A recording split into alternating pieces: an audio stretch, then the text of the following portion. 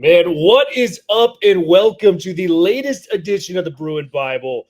We had to do a cool crossover. This has been in the talks for a couple months now. I finally got my man Ross from Secret Bruin Society. If you guys aren't already following them, one of the best follows on all social platforms, talking about those four letters, UCLA. Ross, how the hell are you? We've got some big news on a game last night. And, we haven't even talked Chesney on here yet, so I got a wide range of topics to talk to you about, my brother. How are you doing? This is kind of the first time you and I have ever been able to actually speak extensively about UCLA football or basketball. So I'm hyped. Thank you for the intro, and thank you for having me on, man. I think you guys do a great job here on the show, and I just think the more quality UCLA sports content that gets put out there, the better. I think it's good for the fan base, and yeah, man, more than happy to join. Let's do it. Man, likewise. I've been circling trying to get this together for a long time, and it's going to be a fun one, dude. But I think the place all Bruin fans got to start is this roller coaster of a Mick Cronin season we've had thus far, man. If you go back to the road games we've had, with the Michigan schools, Michigan State and the Wolverines at the Chrysler Center, we're getting just blown off the floor. We're looking disinterested. He throws Jamerson out of the game mid-game. I've never even seen anything like that, Ross. Nope. And then just to see this team pull itself out of a 33-10 deficit at home against Illinois, who's the second best team in the Big Ten. You get a big win, against USC and the crosstown rivals last night in dominant fashion. This is such an up and down season with Cronin. And, I was really on the train of we got to explore ways to maybe get out of this 5-year deal before that Illinois incredible comeback that, our guy Donnie Dent, dude, looking like freaking Tyus Edney out there running the court, laying it in for the win. Talk to me about your thoughts on Cronin, because I think it's fair to have incredibly mixed feelings right now on the state of Mick in this basketball program. I think you put it perfectly. I don't know what my thoughts are, Will. And that's kind of the issue that I think a lot of UCLA fans have. I've been a staunch Mick defender throughout his entire tenure. I've been a big Mick Cronin guy. Obviously, I think I was in the same boat as a lot of UCLA fans where that changed in a big way last week with the Jamerson situation that you just mentioned. But now you see these last two wins. You get a monster critical win over number 10 Illinois, dramatic comeback, absolute blast to watch that. And then you get a satisfying win over SC.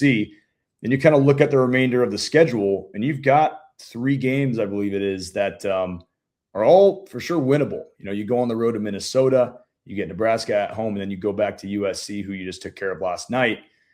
Should Mick win out, and then it's March, we've seen what he can do in March sometimes, even after struggling during the regular season. It's who knows where the season goes. So last week, I was in the consensus, man, where it's I want him gone. I want Mick Cronin out as head man at UCLA. I want to move on to greener pastures. But now it's kind of you kind of have to reel it back and see what he can do, because everyone knows what happened in 2021. You look at his first season as coach at UCLA before that season got cut, and he was getting hot right there at the end. So with guys like Dent playing the way that they are, right now, I'm just going to basically shut my mouth and see what happens. But it's excited. I'm invested. I can tell you that much.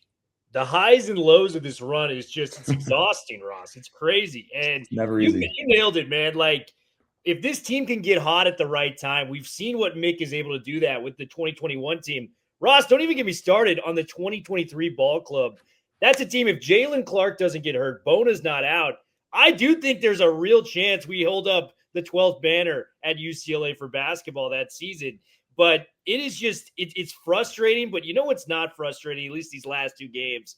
It looks like Dent, like our guy Austin Powers, has got his mojo back on the basketball floor, man. 22 assists, 0 turnovers over a 2-game span. And the shot making. We've been waiting all year for this, Ross. He comes out firing last night. The one where the shot clock was about to expire, just hits a Steph Curry level 3, to beat the buzzer there. And then he beats the buzzer in the first half on a buzzer beater. I think he hit 5 or 6 threes last night. If Donovan Dent is good, Ross, this team has a chance to ride that cape anywhere. What were your thoughts on Donnie Dent in the game last night? I think he's starting to look like the player that UCLA fans thought they were getting a year ago, and even then some, because we've always known about his passing and his playmaking ability, but the scoring that we saw last night, especially from 3, it's if that can be maintained, even close to that level come March, there's not too many teams that are going to want to see UCLA come the tournament. I mean, when you see these higher seed teams kind of make these runs in March, which you see happen all the time, I feel like more often than not, it's due to elite guard play and guys that can really kind of elevate the offense and elevate scoring specifically from three. UCLA's got a handful of guys that are all lethal from three. Look at Billard or look at Perry. You insert a guy like Dent into there who can not only distribute to those guys, but he can hit them himself. So he's heating up at just the right time. And I mean, and also just you mentioned the three right before the clock ran out. He's just making clutch plays and he's just coming in right when you need him. So, I mean, I think a lot of people were kind of on the fence with him because A, he's getting paid a lot of money. B, there's so much hype surrounding him coming in. It had kind of felt like not just the season was a disappointment, but he specifically had been a bit of a letdown. But I mean, if he continues at this level for the rest of the season and there is some kind of run here in March, I mean, he's going to be an all-time like Bruin fan favorite because it's just incredible to see what he's turning into right now. It's awesome. It's like one little instance, one little play can get your confidence in the right area. And it felt like, Dent had the hamstring issue. He just wasn't able to really find his confidence, his groove out there. And that beautiful game winner where it shows just all of what makes Donovan Dent such an incredible talent, how fast he is in the open floor to get to the basket like that. I think it's going to interject a huge amount of confidence, not only in Dent, but in this team moving forward. And, I've been frustrated with this team, like Eric Daly. I thought he was going to have a monster year. He's been kind of, had a couple stinkers, as we mentioned, but 14 in the second half against Illinois, I was feeling very confident about that. Booker's shooting the ball really well. Scott Clark's back healthy. Trent Perry's my personal favorite on the team. I just like the kid. I feel very confident with him out there. But this team is kind of rounding into form right when you want them to. You know what I mean, Ross? And I just think it's a really encouraging time. What do you think the ceiling is on this team as we head closer to March, man? You're going to put me on record like that? Gosh. What is the ceiling? I mean, the ceiling with Mick Cronin, I think, is a Final Four. And I love it. It's just I was Chicken Little. The sky's falling last week. So I kind of feel like a bit of an idiot saying that now a week later that we could possibly make a Final Four. But I don't see how you can look at the way that they're playing on offense and think that that's not possible, especially when we've seen him do it at UCLA before. So I don't know why I would exactly, count him out of that. Realistically, I think right now it's a Sweet 16 would be fun. Yeah. And in terms of ceiling, I'll go Final Four. What I think could happen if they continue at this rate and shooting the three ball at this clip, I think a Sweet 16 is sniffable at least. So again, we'll see if this can continue into these next few games. I have no idea where this is going to go because this season has been such chaos. But yeah, I guess to answer your question, man, Final Four or bust. Final Four or bust, dude. I love it. And, this team, you talk about what this team was able to do. We barely lost to Arizona, who's like a top 5 team earlier in the year. Gonzaga was kind of, we were in that game as well. It just really feels like, we can have our momentum. We can get our cake and eat it too if we get in the right spot, bud. But, we got to talk about Chesney because that's actually the first time we got to meet in person. It was the pregame for the Indiana game. And I'm walking around campus. I'm kind of waiting for my buddy Jamal who couldn't be here. And I just see this camera crew walk past and it's Bob himself. And I had to go up and be like, yo, man, like we're so excited to have you. Yeah. And there's just this aura, man. There's this feel. It's you can't explain it exactly, but when it feels right. And that's exactly what it feels like to have Bob Chesney at the helm right now, let alone all the results he did in the transfer portal, how he's injecting confidence into this fan base.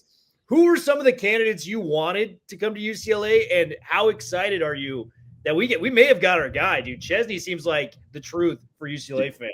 Yeah, I mean, early on, I was on the Jed train. I wanted stability. I wanted a big name. I just wanted something to be I just wanted something to be excited about.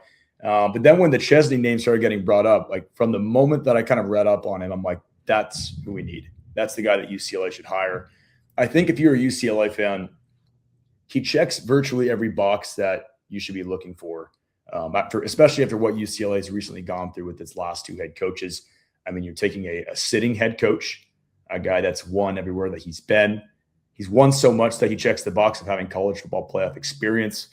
You just mentioned his ability to speak at that event that I met you at. I mean, the guy's he's an excellent communicator. He's a leader. So I don't know, man. I don't really know what more Bruin fans could look for. Obviously, he hasn't coached a single game yet, so let's pump the brakes maybe a little bit. But in terms of where we're at right now, like what our assessment should be, I think it's got to be an A+. I mean, like I've been pretty vocal about some of the decision making by the UCLA athletic department, specifically up at the top.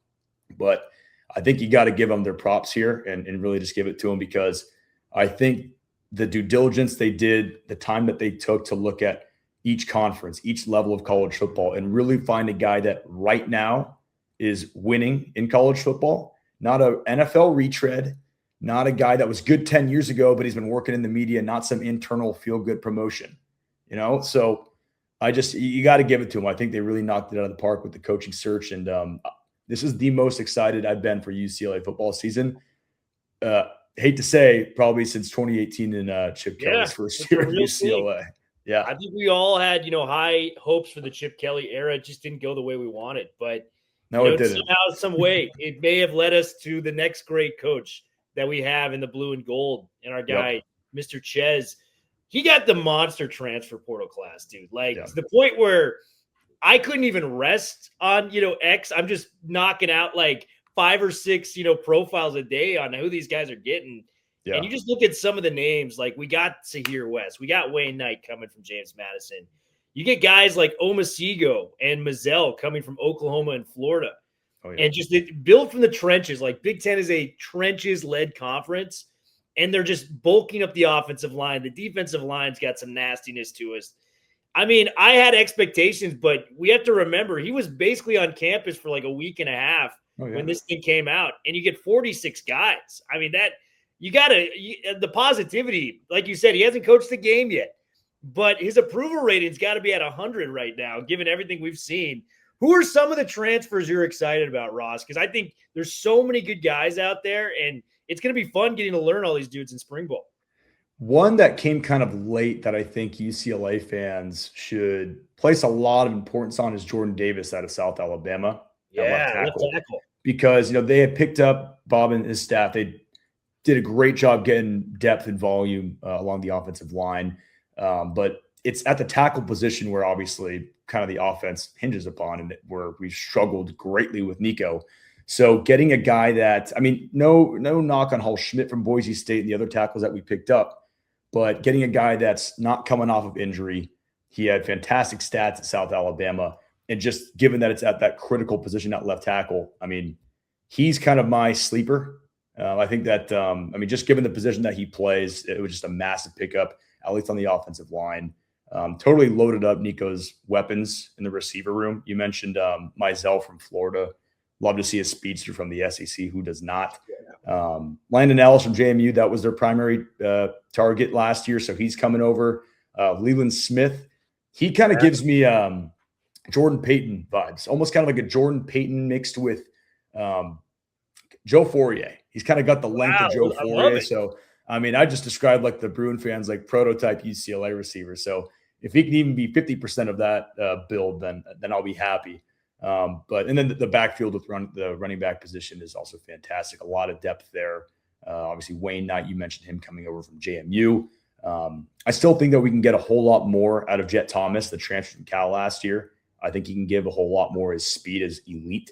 So hopefully Chesney can find a way to incorporate him a bit more. If you look at the roster, Will, it's like it's tough to find a position group where it didn't at least improve slightly, if not drastically. I mean, maybe the tight end room is a bit of a wash, but outside of that, the receivers are improved. The defensive line, I mean, complete position of need at the edge position. You get Sahir West. So just looking at the roster on paper, it's time to be excited for week 1 against Cal. I'll say that. I'm making the trip up to Berkeley too. I hope you are as well.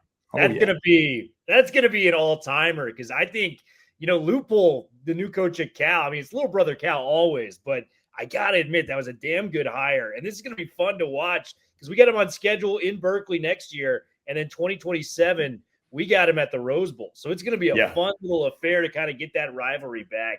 But you nailed it.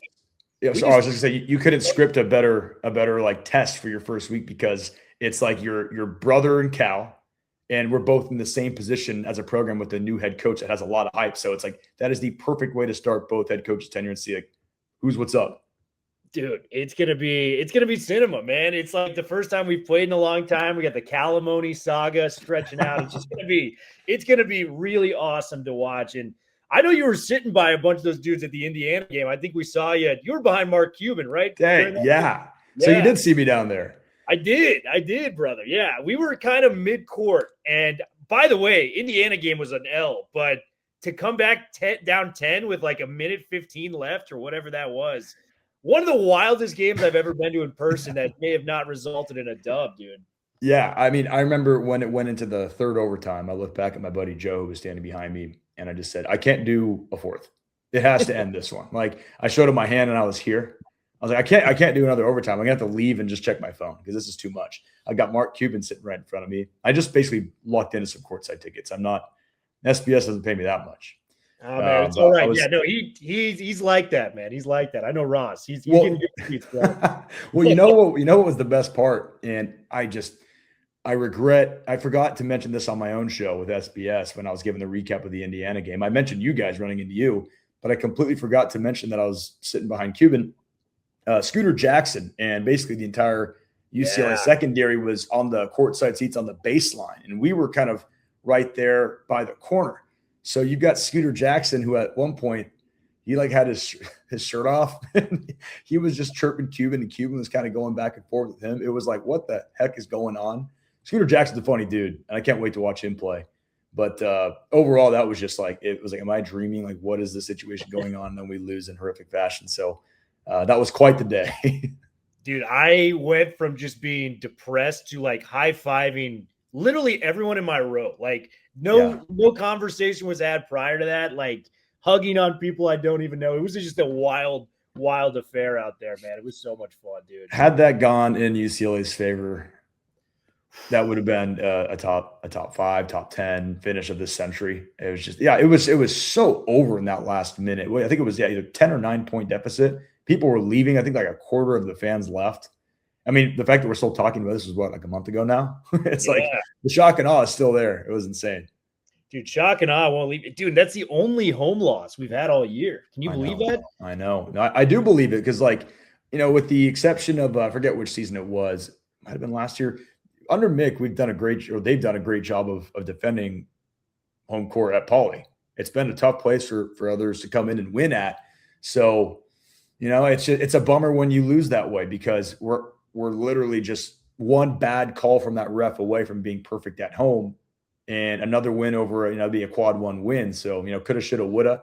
You should have beat Arizona. You could have beat Gonzaga. Just it's the way that the way things played out. But, you know, on to the next, I guess. On to the next, indeed, man. I got to do some like rapid fire questions for the Bruin fan base here. Oh boy. First question: are you guys going to trademark Cowboy Bob? Because I think we gotta get that going here. Don't beat me to it because I am kind of brainstorming what we can do with that because I think there's a lot of traction there, especially the more my good friend actually, he played at Holy Cross. He was a long snapper under Bob Chesney. Oh, wow. And I need to hit him up to see if he's got more like high res photos of him on that Cowboy show, because that would be some serious content to put out to the Bruin faithful. But we might have something in the works. We'll see. Big Mick Energy was a success, so we'll see if we can do something with Cowboy Bob. Yeah, Big Mick Energy was still dropping that today. It gives that Cliff Booth type of vibe to him, you know, from Once Upon a Time in Hollywood. Yeah. Chesney's going to be out there having a time, man, and we're excited for it. Favorite Bruin on the basketball hardwood as just a fan of the program? Of all time or current team? Let's do both. Why not? Okay. Right now, I'm a Sky Clark guy. Hey. I like Sky Clark, and I think he hasn't really had a fair shot this year with the injury to be who I thought he was going to be this year. I think if UCLA can stay alive long enough down the stretch in March, I think he's a guy that can – he's already playing at a pretty solid level given he's coming off of an injury, but I think he can kind of see a dent resurgence in three-point shooting. I think that's there in him, and I'm just a big fan of his style. So give me Sky Clark as my favorite current Bruin. All time, I'll go Aaron Aflalo. He was just the insurance policy back in the day when I was a kid, and that dagger over Nick Young, I believe it was, and an SC at the Galen Center in 07. That was just like a hallmark moment for me as a Bruin growing up in the 2000s. So got to give the nod to Aaron Aflalo. Honorable mention, who I actually bought a beer for at Pauley during the Indiana game, is Lorenzo Mata Real. Yeah, dude, that was pretty epic stuff in Indiana. I was able to talk to Bob Myers for a little bit. So hell yeah, mostly from Northern California. Thanked him for Chesney. Thanked him for my Warriors titles. Like just an absolute legend across the board. Yeah. You know, Baron Davis got a shout out from him. I mean, that was a special day. It's always special to be at Pauley, but that day specifically, just seeing the legends come out. Lorenzo Mata, these dudes. Chris Johnson's the homie, so I was talking to him for a little bit. Like, just good people out there, man. So that was really, really awesome day, dude. And I guess the last question I'm going to leave you off on, man, it's been so much fun having you on. We got to have you back. Is gun to your head. I'm going to make you do this. I'll give an answer too, to be fair. Okay. Win-loss record first year under Ches. Cowboy Bob, if you will. Cowboy Bob, give me 9 wins with this schedule. I think 9 it's not even real. Like, I don't feel like I'm being that outrageous there. We won 3 games last year and it was a complete disaster. But I think in today's college football, that doesn't matter. We're bringing in 43 guys. We have a brand new head coach, new staff, new energy. The schedule is very favorable for UCLA. I think they have 9 wins in them, just given Chesney's pedigree and just kind of the vibe I'm getting from him, from his leadership. Even the social media posts are better lately. So I'm feeling a type of way about this team. Like I said, this is the most excited I've been in close to 10 years. So I think there's 9 wins in this team. Open up with a win against Cal, get the train rolling, going early. The Chesney train, choo-choo. And maybe steal a win at Michigan. Dude, you never know. You got SC at home. There's a few games in there that are going to be tough. But overall, man, I think this is about as favorable as a schedule as you could ask for a first-year head coach at UCLA. Man, I think I'm with you. So the only game I'm like, I don't know if we could go in year one and do that. Granted, he just had experience at James Madison going up there. Is that game at Outson, right? That one, tough. Oregon's probably a preseason number 1 team, given Dante Moore. I hate to say it, Dante Moore coming back. But you look at everything going on here, man. Like Illinois at the Rose Bowl. Michigan, granted, it's Michigan, a ton of talent there. Whittingham's a good coach, but it's also year 1 under Whittingham. So, like, maybe they haven't figured it out yet. Dude, I think we're going to beat SC next year. I think that's my hottest take is like, I think it's crazy they're running it back with Iamaleava. I think Lincoln Riley has been just a massive failure for what we expected him to be. For sure. And I think if he loses next year, he's got a shot to be tarmacked like his boy Lane Kiffin, dude. Like, I hope they don't. I hope they keep him forever, to be honest. I hope they keep him in his capri pants forever. And I agree with you about winning the SC game because we're due for a win at the Rose Bowl. We haven't won there since my senior year of college in 2018. So we owe them one at the Rose Bowl. We could have beat them last year with an interim head coach. So I'm with you on that one. Skipper, man, I think Nico's going to be really good this year with the offensive line, better play calling, better receivers. The sky's the limit, but Ross, you are the absolute man, dude. It's great talking to you as always. You're a great light for this UCLA community, man. Keep shining it out there to everyone out. And make sure you guys are following the Secret Bruin Society. I got to get our sleeper ad before we get out of here. Guys, it is sleeper. Use code UCLA LAFB. Get a $100 deposit. You get matched up to $100 on any picks you guys want to make. Sleeper. Use code UCLA LAFB. Guys, we're going to close it like we always do. 4's up forever, and it's a great day to be alive and be a Bruin. Mr. Ross is a legend. Thank you for coming on, brother. Thanks for having me. We'll go Bruins.